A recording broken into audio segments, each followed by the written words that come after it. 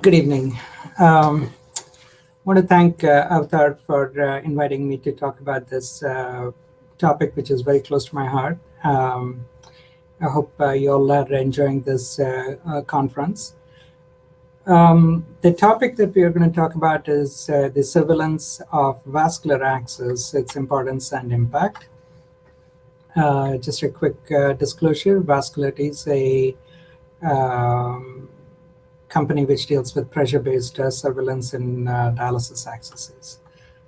Now, I just want to give an overview of what the presentation, which revolves around what do we mean by surveillance, and we'll just quickly review the recent KDOQI guidelines and the other society guidelines which have come up in the meantime.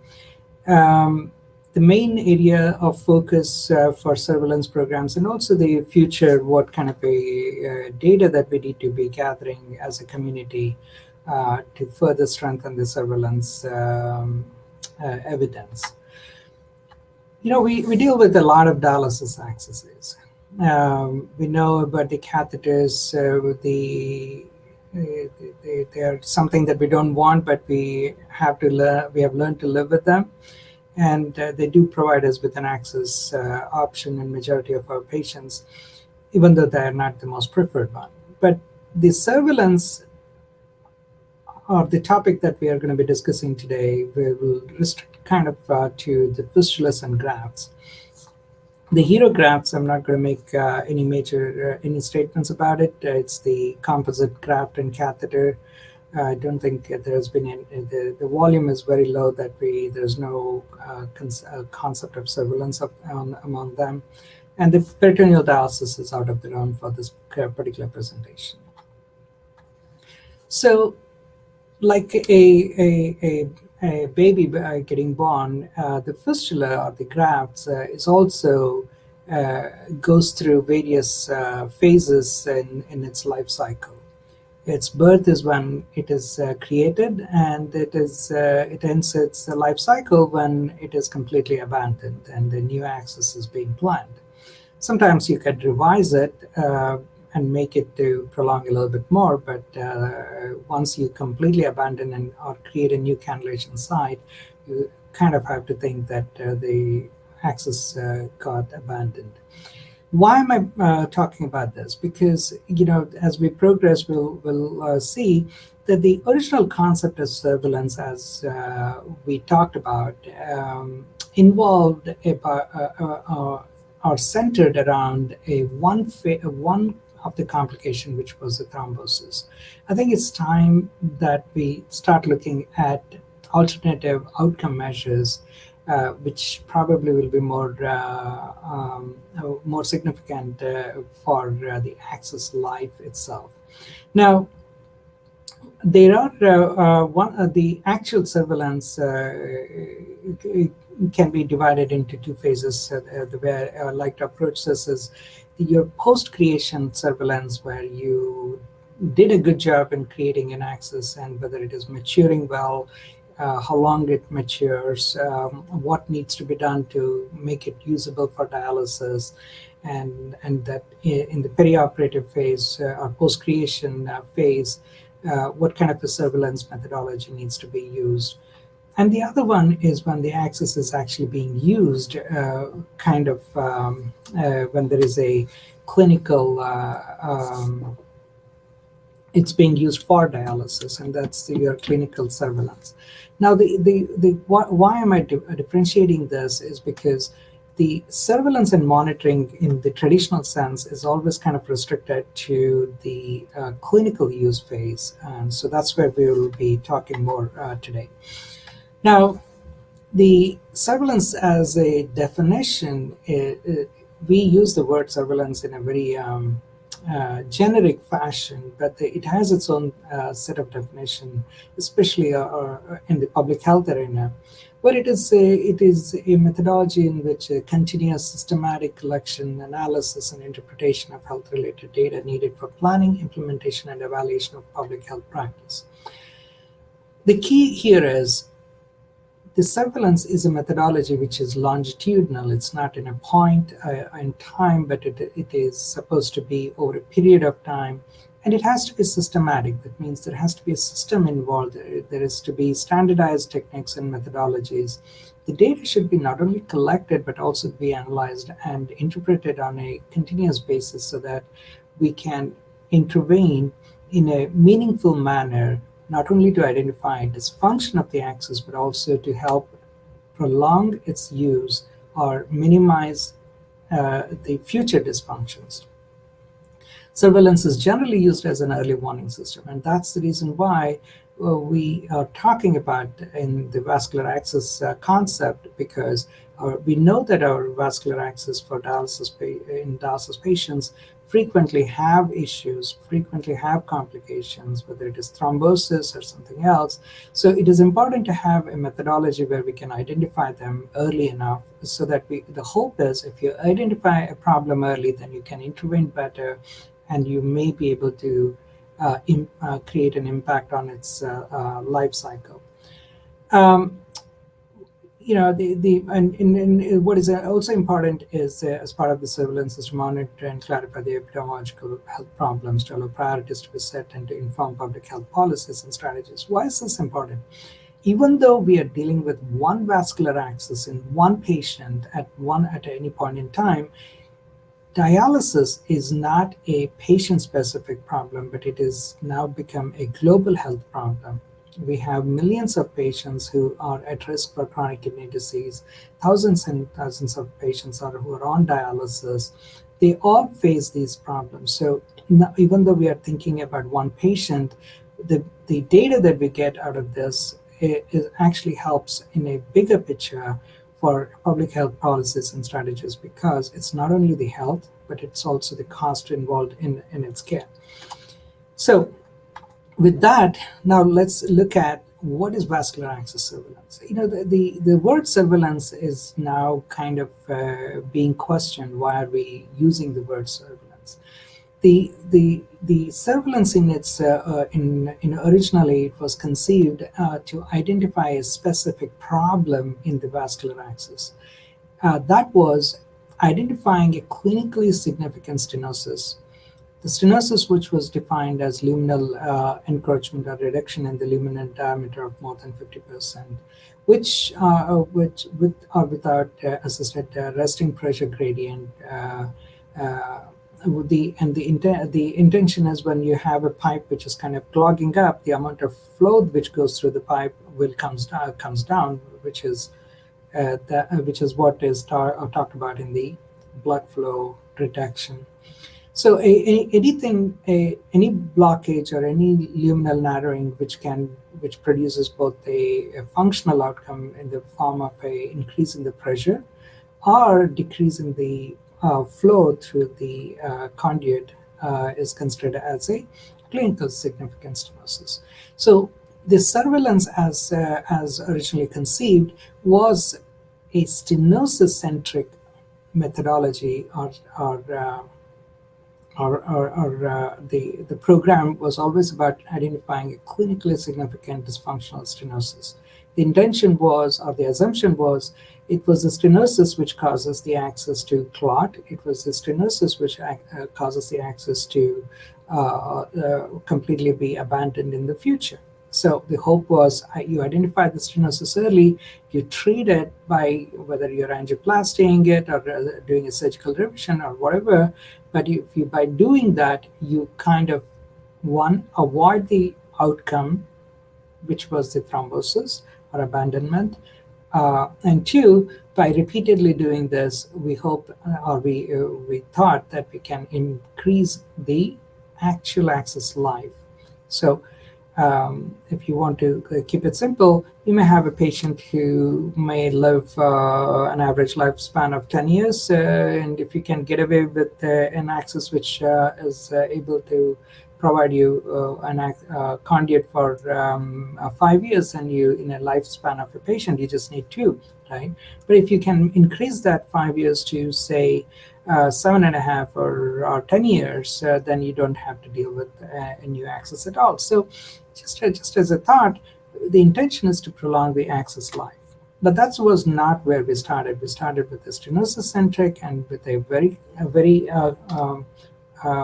definitive outcome of thrombosis prevention as our original concept. So why do we need surveillance?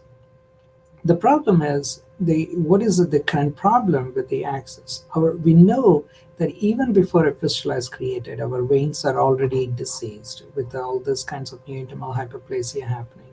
We know that nearly 40 to 60% of fistulas which gets created fail. We even know that this comes out of well-performed randomized controlled trials.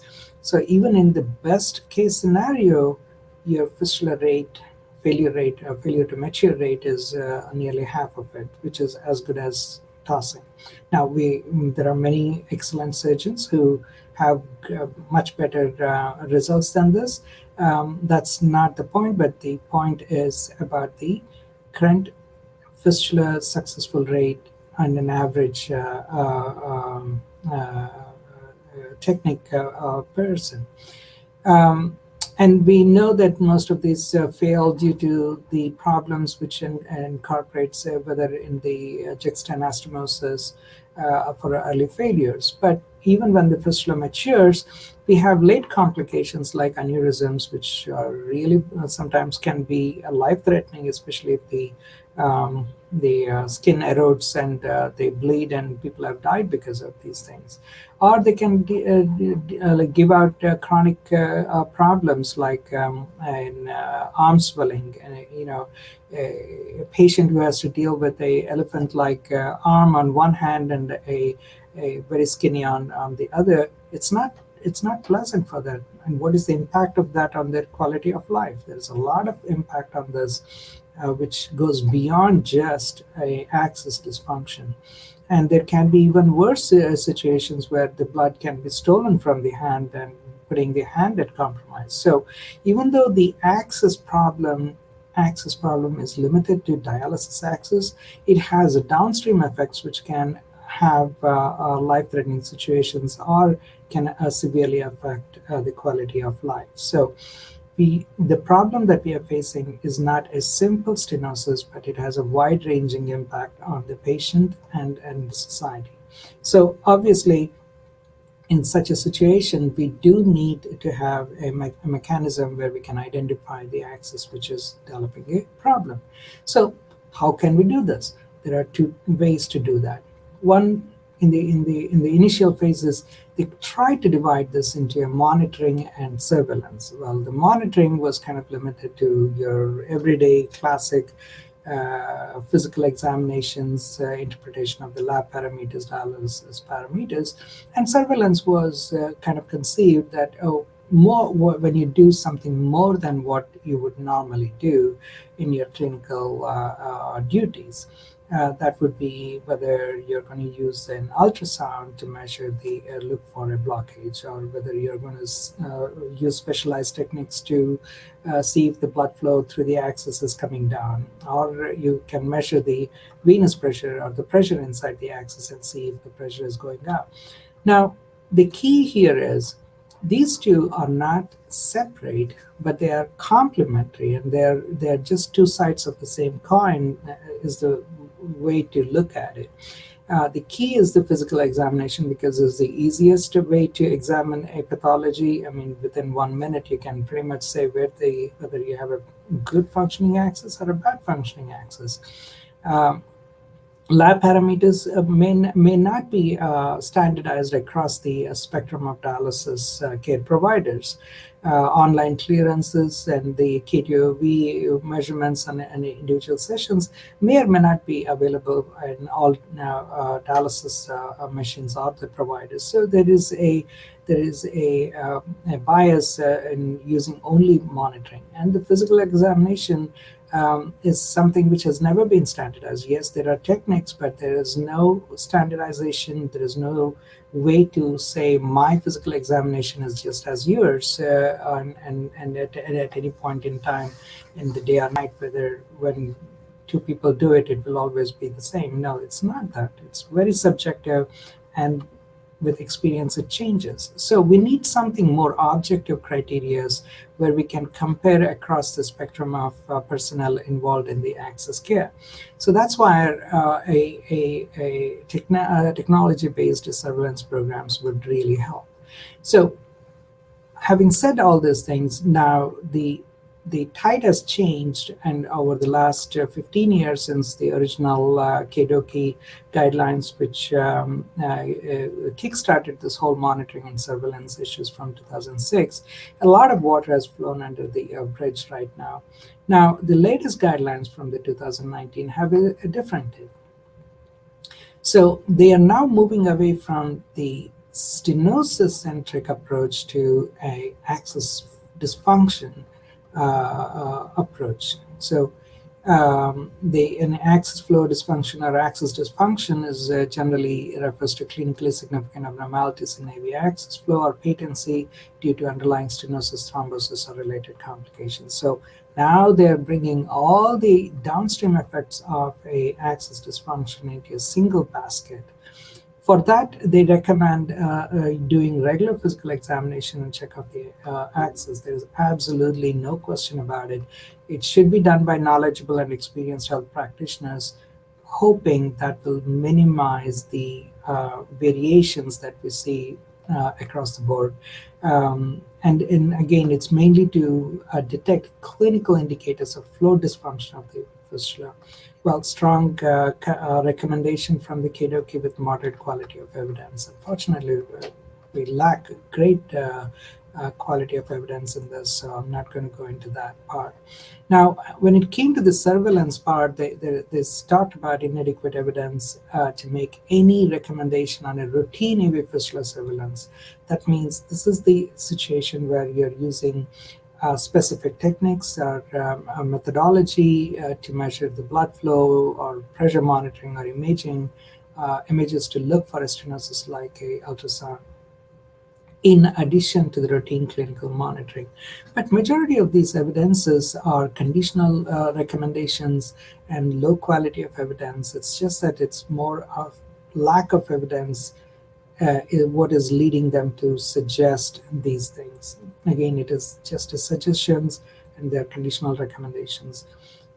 They do not recommend any kind of a additional surveillance other than a clinical monitoring for AV grafts. For fistulas, there is some words. So to simplify, if anybody is trying to do as a surveillance to facilitate patency, unfortunately, we don't have that kind of a robust evidence to strongly recommend to do that. So in other words, the monitoring of vascular access is primary, while surveillance findings is supplementary, and action should not be based solely on surveillance findings.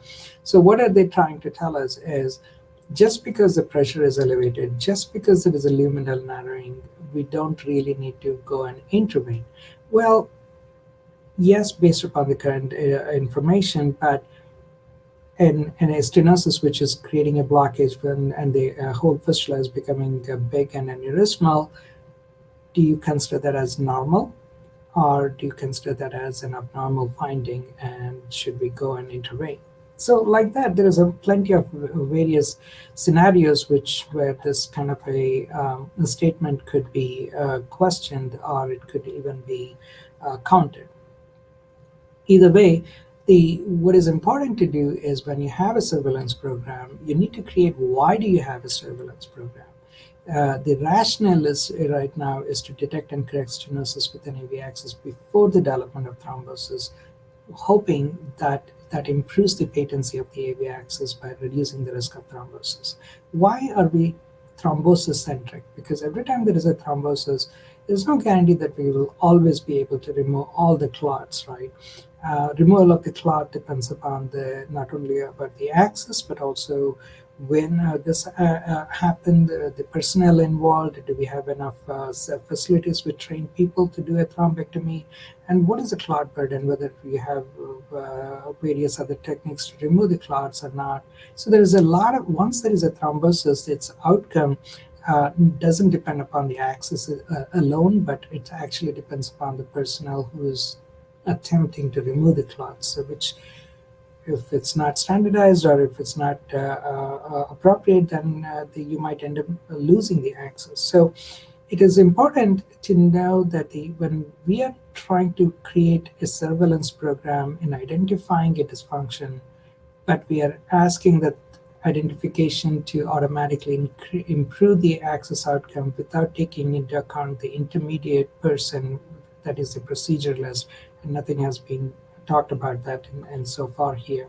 So I would like to, in my view, the surveillance as it is designed is for detection of the stenosis to identify a stenosis. It does do that job really well in identifying a stenosis. Now, how the stenosis gets treated is a whole different concept, which is not trickle down into any of our guidelines. So I hope to see that in the future. But restricting to the surveillance and detection of the stenosis, surveillance methods can detect stenosis. We have seen that, and all this time, the accuracy and reproducibility of this detection may vary, and most of the time it is not a single value which is important, but it is actually repeated measurements, and trending are important.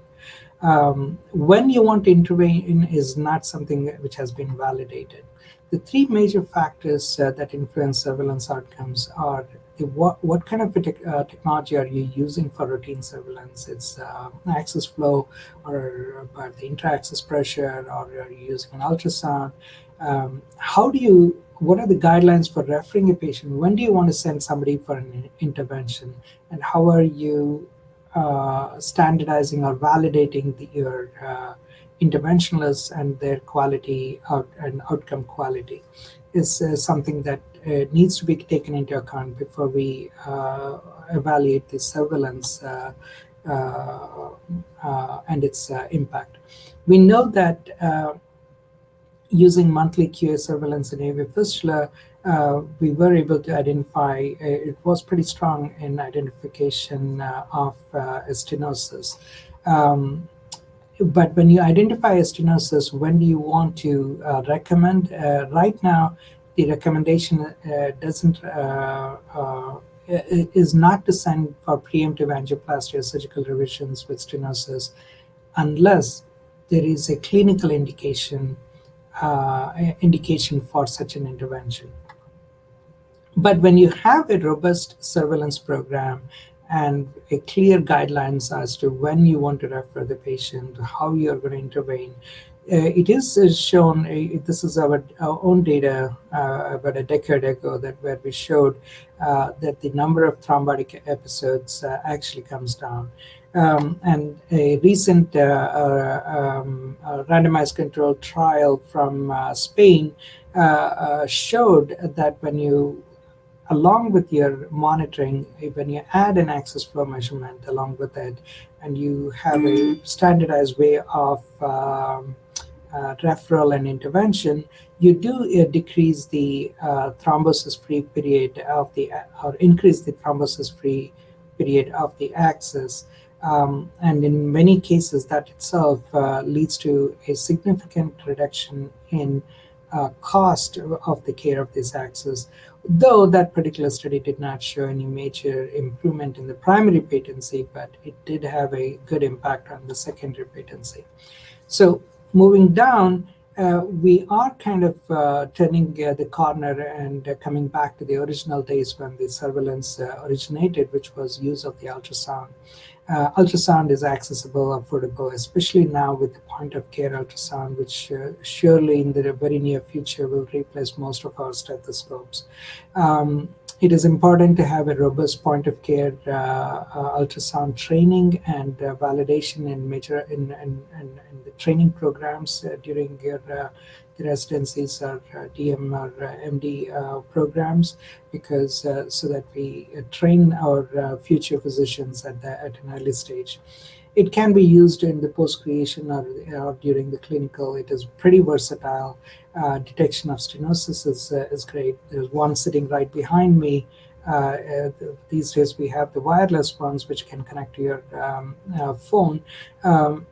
So it is very user-friendly and portable, and the cost is not that great as before. So ultrasound in surveillance is right now taking a good center stage and hope to develop into the future. So, what does Kidoki think about the ultrasound? It does start to recognize that the duplex ultrasound is valuable. It has different characteristics than a specific surveillance technique, whether it is an access flow or a pressure. So, the big problem is not enough people are using the duplex ultrasound for this particular purpose, and the evidence is limited at this time. And I've been associated with Avatar for now, almost 6 years, and from day one, we saw and Avatar saw that the ultrasound is the future, and there was a lot of work which went into that. So even now, the KDOC is recognizing that, and it is encouraging further research in monitoring surveillance techniques and strategies. And I believe ultrasound takes a very center stage. When you do use when a questionnaire was sent out to the Vascular Access Society of its council members, and how many times are they using the ultrasound for the access in the access care, as you see, majority of them have been are using the ultrasounds. The ultrasound has penetrated into day-to-day activities or day-to-day care of the access. So what we need is we need to create the programs with the objectives and specific outcome measures. We need to create the monitoring program to train our healthcare personnel so that they're trained in a standardized format, so that their evaluations can be comparable and there will be less variations. The process of care and practice patterns at each individual dialysis center needs to be clarified, needs to be refined, and it needs to have some level of quality assurance and quality improvement projects to continuously monitor how the programs are running. Point of care ultrasound is something that should be looked into very with an open mind, and it should be widely available, and should more research needs to happen using this ultrasound for monitoring and access surveillance. With that, I end my talk here and take any questions. And thank you for attending this conference. And uh, hope you all have a good rest of the day. Thank you.